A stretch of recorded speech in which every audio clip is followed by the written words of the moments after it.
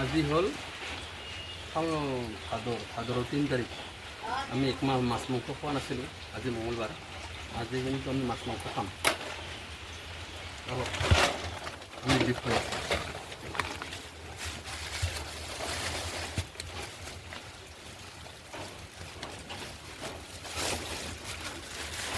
এইটো হ'ল ললিপপ।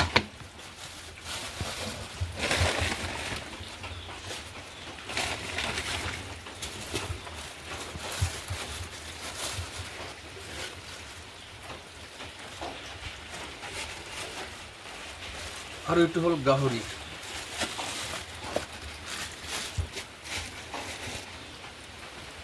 আৰু এইটো হ'ল মাছ।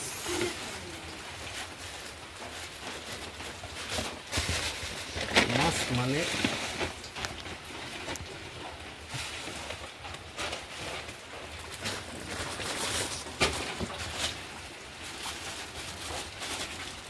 আৰু এইটো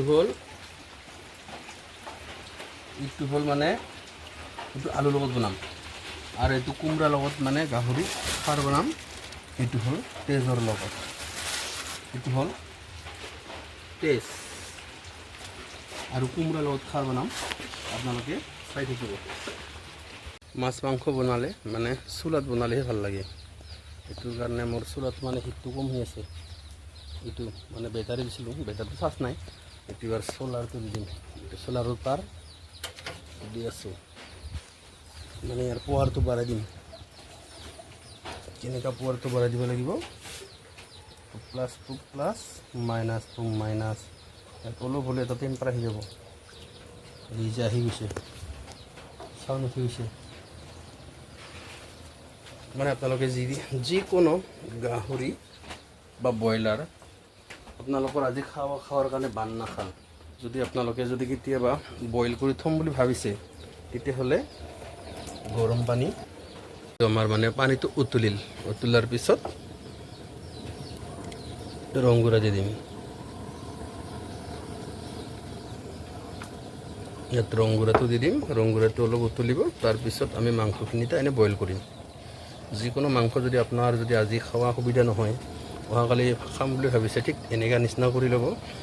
যিকোনো মাংস বা গাহৰি হওক, ব্ৰইলাৰ হওক বা খাহী মাংসই নহওক কিয়, তেতিয়া হয়তো আপোনাৰ মাংসটো টেষ্টটো বেলেগ হ'ব।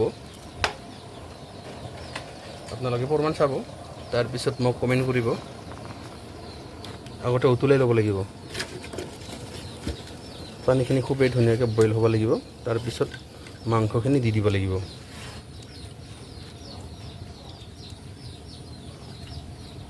এইটো মানে পানীটো বইল হৈছে। এইবাৰ দি দিম আমি এইটো মাংস।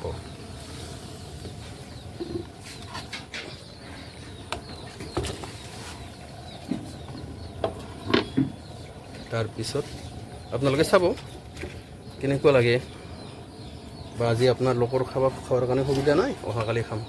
ঠিক এনেকুৱাকৈ কৰিলে মাংসখিনি খায়ো ভাল পাব।